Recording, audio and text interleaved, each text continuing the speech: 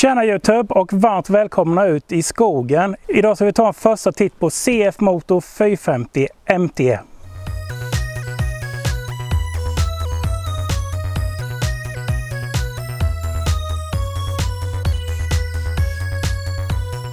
Det här är ju en motorcykel extremt många har varit förväntansfulla över och väntat på. Jag har precis lyckats lägga vantarna på en. Den har gått inte ens 100 meter och vi ska ta en liten titt på den här idag. I nästa avsnitt ska vi ut och provköra den här. Vi ska köra lite skog, lite grusväg, lite landsväg. Och glöm inte att trycka i prenumerera-knappen så ni inte missar den videon. Idag ska vi gå igenom lite av det tekniska här på den här hojen. Det här är alltså en äventyrs adventurebike i mellanklassen. Detta är någonting många har saknat och väntat på. Det finns ingenting direkt ute på marknaden som man kan jämföra rätt över med den här. Det närmaste vi kommer är väl Hondas nya NX 500 som ser väldigt trevlig ut. Och så har vi Honda CRF 300L. Och så KTM 390 Adventure. Den här tycker jag glänser lite utöver alla de här hojarna. Och den har väldigt mycket fina grejer för den här prisklassen. Den här ligger på 73 900 kronor helt ny. Försäkringen kostade 2400 kronor på ett år på Svidea. Går säkert hitta något billigare. Jag ska kolla runt efter någon lite billigare pris på försäkring. Men nu tog vi en sån här lite snabbt för att kunna komma ut och åka. Det här är alltså en helt rykande färsk nyhet ifrån CF Motor och jag kan vara en av de första eller den första i Sverige som faktiskt har fått den nu att kunna köra med den. Många har ju förbokat de här sedan i vintras och de är svåra att få tag på så man får ringa nästan runt till varenda motorcykelfirma om man vill hitta en, om man nu ens lyckas hitta en. Så populära har de varit. CF Motor har ju sedan många år tillbaka samarbetat med KTM och det syns verkligen på den här hojen. Vill ni ha den exakta tekniska datan på den här hojen så tycker jag att ni surfar in på CF Motors hemsida och läser på lite om ni vill veta om vikt och diverse. Jag tänkte jag bara skulle gå igenom lite snabbt här nu och jag har inte hunnit läsa på så himla mycket själv. Men jag tänker vi börjar uppifrån och så jobbar vi oss igenom hela motorcykeln. Vi börjar uppifrån och jobbar oss ner som sagt. Här har vi vindrutan. Och den är justerbar manuellt med hand så här, så man får vrida de här rattarna så kan man höja och sänka vindrutan på bägge hållen här. Den här lilla bågen som sitter uppe på här är till för att montera en GPS på eller kanske sin mobiltelefon. Och då lämpligt till hands så har vi en lucka på sidan här. Där vi har både USB-C och vanlig USB och det är snabbladdning i de här. Här har vi en LCD-display som är instrumentklustret och jag har inte ens tagit av skyddsplasten på den här, men det kan vi passa på att göra nu då. Och även på skyddsplasten här så är det ju en sån här QR-kod och det är bara en länk till en app. För det finns en app du kan ansluta till den här hojen så kan du sköta din mobiltelefon, Spotify och mycket mera igenom kontrollerna på styret. Väldigt mycket fina funktioner för en hoj i den här prisklassen måste jag verkligen säga. Vi jobbar oss ner till styret här. Vi har koppling som är extremt lätt att manövrera. Man manövrerar den med lätthet med ett finger, så här kan man göra med lillfingret med. Bra för långa turer i skogen när man jobbar mycket med kopplingen. Och även på vänstra handtag här så har vi tutan som brukar vara väldigt normal placering här. Vi har blinkers och så har vi manövrering här för instrumentet. Vi har även en separat knapp här för ABS och antispinn. Och den här kan man stänga av och på under färd, vilket är väldigt fiffigt tycker jag. Man håller in den i 5 sekunder för att stänga av ABSen och antispinnen på bakhjulet.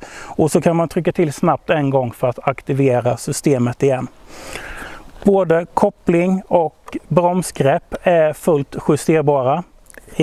så du kan få den längden och avståndet på du vill ha. Gasrullen här är en vanlig hederlig gammal traditionell gasrulle med vajrar, så det är ingen elgas på den här. Och på högersidan här hittar vi även startknapp, nödstopp och varningsblinkis. En sak som också är väldigt fint på den här som är helt standard, det är backspeglarna som är, så vi ser, infällbara så här. Så du kan fälla ihop dem när du åker ut i skogen, så slipper du ha sönder dem ibland grenar och så vidare. Det är även handtagsskydd här på som ni ser, standard ifrån fabrik. Den här hojen förresten så att säga är inte extra utrustad med någonting, utan detta är standardmodellen så som den kommer. Det finns ju en del utrustning till de här såklart att köpa till, och utrustningen ligger på ungefär halva priset jag har tittat på mot japanska konkurrenter. Och det är 2 års garanti på all utrustning som är CFs egna, som packväskor och skyddsbågar och allt man vill kunna tänka sig att ha. Värmehandtag, värmesäte finns och mycket mera. 2 års garanti på allt sånt. Själva hojen har hela 5 års garanti. Sen har vi ju bensintanken här med generösa 17,5 liter, och med den här låga bränsleförbrukningen på den här hojen så tror jag man kommer 40 mil plus på en tank. Men det återstår faktiskt att se, för längre fram här nu kommer också även en video där jag tankar den här helt full, och så har jag med mig en liten reservdunk i en ryggsäck, och sen tänker jag köra tills den stannar, så kan vi se exakt hur bränsleförbrukningen är och exakt hur långt vi kommer på en tank bensin under normala blandade förhållanden. Vi ska även jämföra det här med en GPS så vi kan se hastighet och sträcka så att det verkligen stämmer. Med den video som kommer framöver här, så håll utkik efter det. Framänden här så har vi hel- och halvljus i 2 separata lyktor. Vi har även en sån här LED-positionsljus här fram, eller vad det nu heter. Sitter ju på väldigt många nya bilar. Ser väldigt schysst ut i mörkret. All belysning inklusive blinkers, hel- och halvljus är LED. Och det är inte heller dåligt att hitta på en hoj i den här prisklassen. Framfjädringen är fullt justerbar ifrån KYB. KYB gör väldigt fin fjädring. Väldigt många sitter på väldigt många motocrossar och så vidare. Och det är en upp- och ner gaffel, precis som på en hederlig ny motocross. Och det är också väldigt fint att hitta på en hoj i den här prisklassen. Närmsta konkurrenten Honda NX ligger på runt 90 000. Det första man får göra på dem är att byta ut fjädringen. I alla fall vad jag fått titta på YouTube själv och läst om, så är fjädringen inget att hurra över. Framhjulet här är ju ett ekrat hjul, 21 tum utan slang i. Väldigt trevligt. Och det hittar man inte heller på motorcyklar i den här prisklassen. Bromsarna fram här är ju en enkel bromsskiva med ett 4-kolvs bromsok. Vi fortsätter jobba oss neråt, och här har vi ju maskin. Det är ju en parallelltvinn på 450 kubik eller 449 kubik är det väl. Och som sagt, jag har inte ens provkört den här än. Jag har bara startat den och hört hur den har gått här på tomgång lite grann. Så det blir kul att se hur den här maskinen presterar. Men jag har fått höra ifrån andra som har kört de här, så är det en helt fantastisk maskin. Avgassystemet är ju ett 2-1 avgassystem med en lambda-sond i varje rör här, som slutar i en bakre ljuddämpare här med uttagningsbara decibel-killers. Vilket jag tror många kommer uppskatta, så att man får lite mer muller om man gillar det.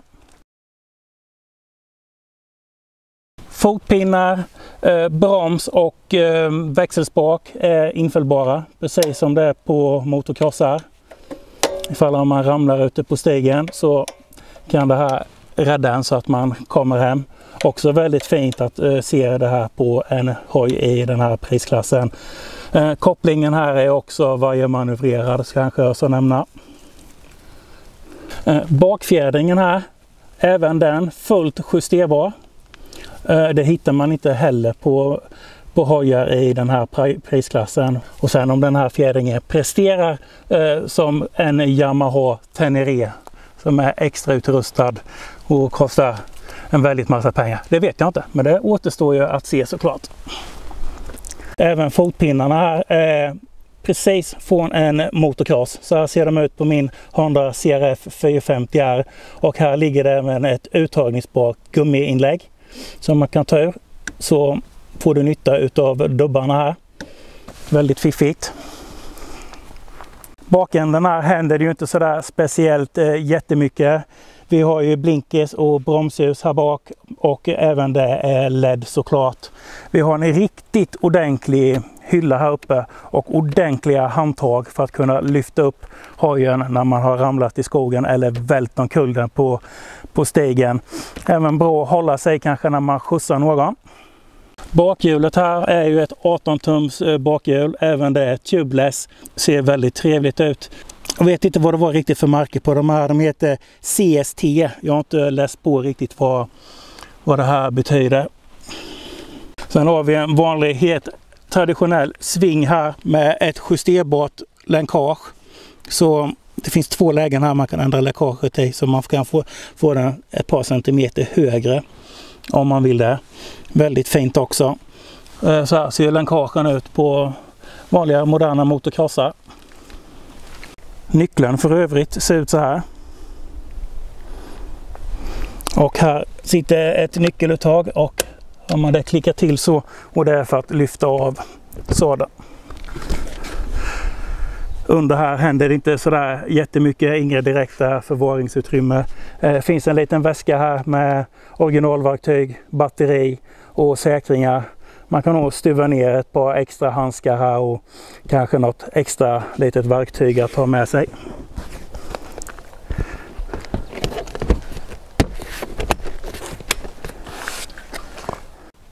Här ser ni ju även den infällbara växelspakarna och det är en 6-växlad manuell växellåda. Ingenting konstigt med det. Och hur den här växellådan känns att köra med, det vet jag inte för jag har inte kört den än. Så vi börjar ju faktiskt närma oss slutet här. Jag tänkte att vi skulle ta en liten titt på själva displayen här för skojs skull och vrida på tändningen. Och vi hör bränslepumpen surra.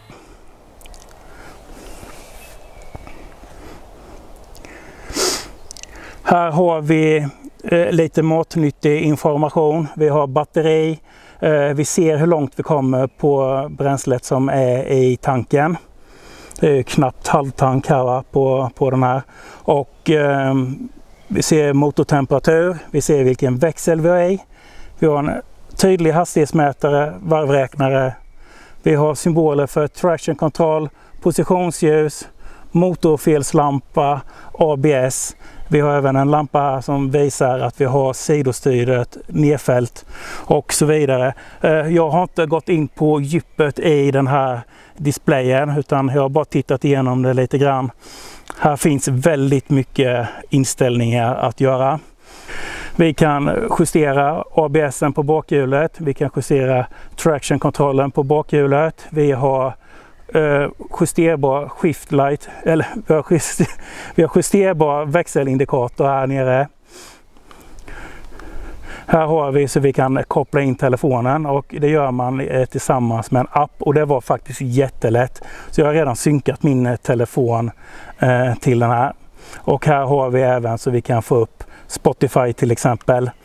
Och så har vi en hel drös med inställningar här. Och här har vi tema till exempel för instrument, hur man vill att instrumentet ska se ut. Finns lite att välja på. Kan justera ljuset på displayen eller om vi vill ha den på automatik. Och mera och ännu mera.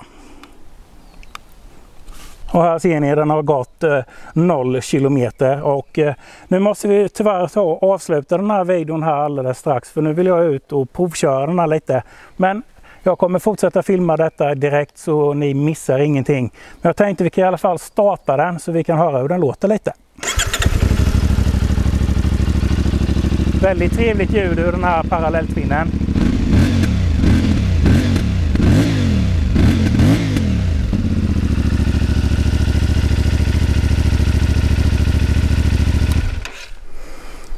Så där, det var vad jag hade att visa för idag här nu. Vi syns i nästa video. Kör försiktigt så syns vi.